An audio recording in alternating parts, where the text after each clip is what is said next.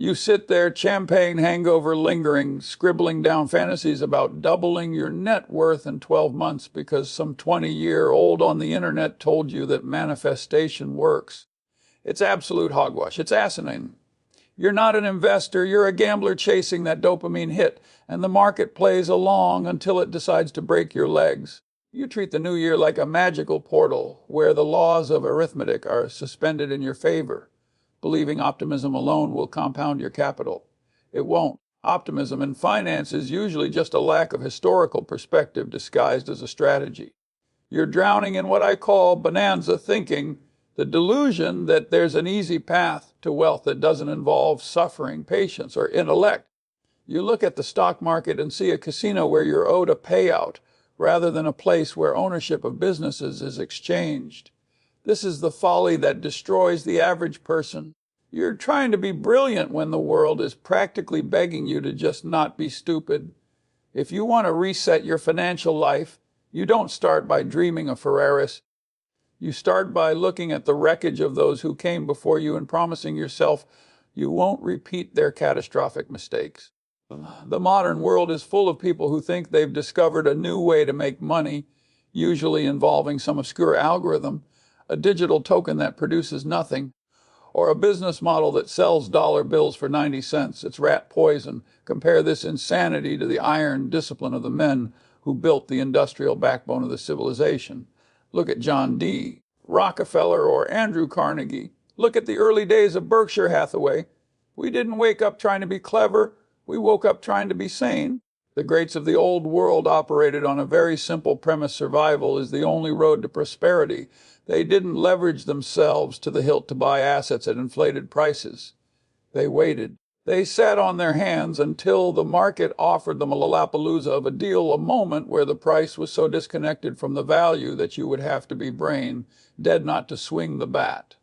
Today, you have people trading options on their phones while driving, treating the financial markets like a video game. It's a temperamental disaster. As I said at the 2004 Berkshire annual meeting, if you think you can just hop in and out of the market based on the wind, you're going to get your head handed to you. The old world understood that money is a byproduct of sound judgment, not the goal of a frenzy. The modern fool chases the money and loses his judgment. The wise man chases judgment, and the money follows him home like a loyal dog. You need to understand that the game hasn't changed. Only the players have gotten dumber. The physics of compounding are immutable. If you interrupt it with a 50% loss because you were chasing a hot tip, you're mathematically ruined.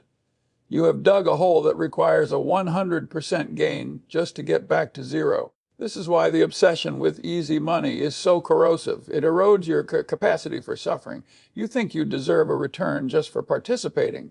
That is false. You deserve exactly what your discipline dictates. In the early days, when Warren and I were looking at businesses, we weren't looking for the ones that promised the moon.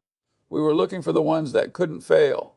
We were looking for a castle with an unbreachable moat, run by a knight who wasn't going to let the barbarians in.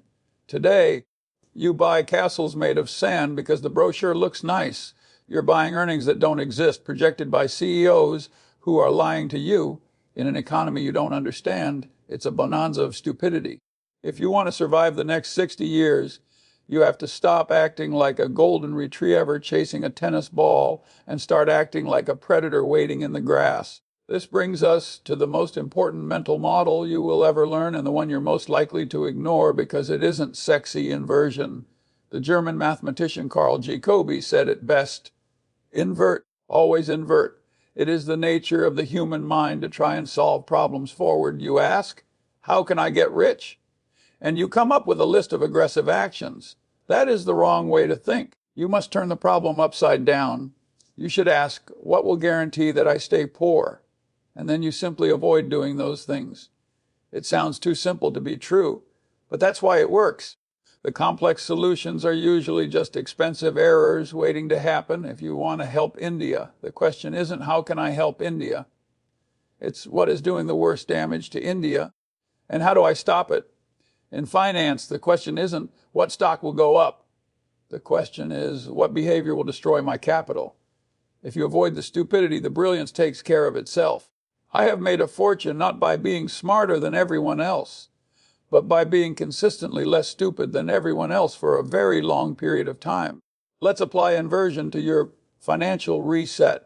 You want to grow your wealth? Fine, invert it. What destroys wealth? The three horsemen of financial apocalypse are leverage, envy, and sloth. Let's look at leverage. There is no faster way to ruin a life than borrowing money to buy things that go down in price. It's like driving with a dagger on the steering wheel. Every bump in the road could kill you.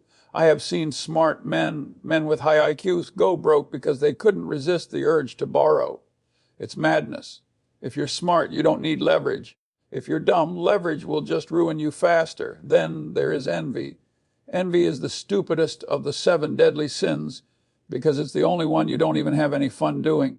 Gluttony is fun for a while. Lust is fun. Envy is just pure misery. You look at your neighbor's car or his crypto wallet or his house, and you feel inadequate. So you take risks you shouldn't take to buy things you don't need. So let me tell you this, stop it. Stop chasing other people's validation.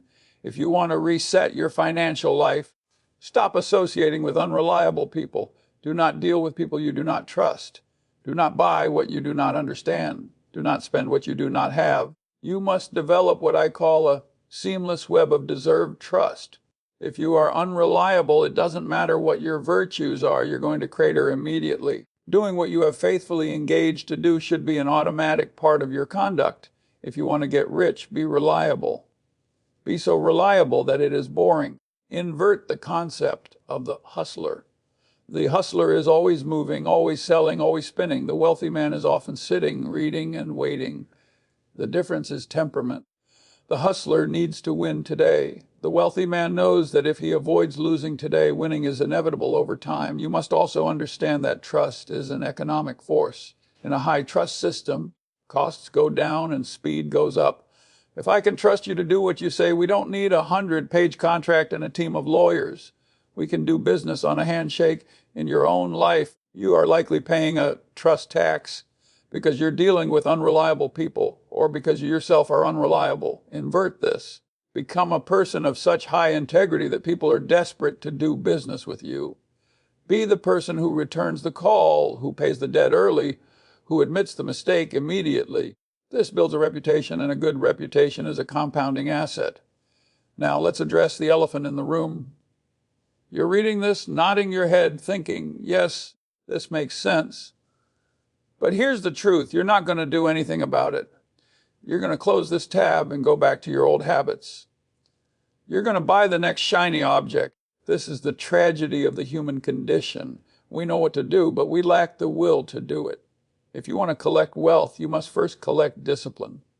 Without it, nothing else matters. It's the ability to say no to everything else so you can say yes to what matters most. Your time is running out. Every day you spend in analysis paralysis or chasing shiny objects is a day you have subtracted from your compounding runway. You need to get serious. Stop playing house with your money. If you're young, acquire capital and wisdom without blowing yourself up. If you're older, protect what you have and deploy it only when the odds are overwhelming. It's simple. Live below your means. Never interrupt compounding unnecessarily and remove toxic people from your life. It's not a suggestion, it's a requirement. The right way to think is that your best opportunity is the benchmark. Anything that doesn't beat your best idea isn't worth 5 seconds of your time. This is the discipline you need to reset your financial life.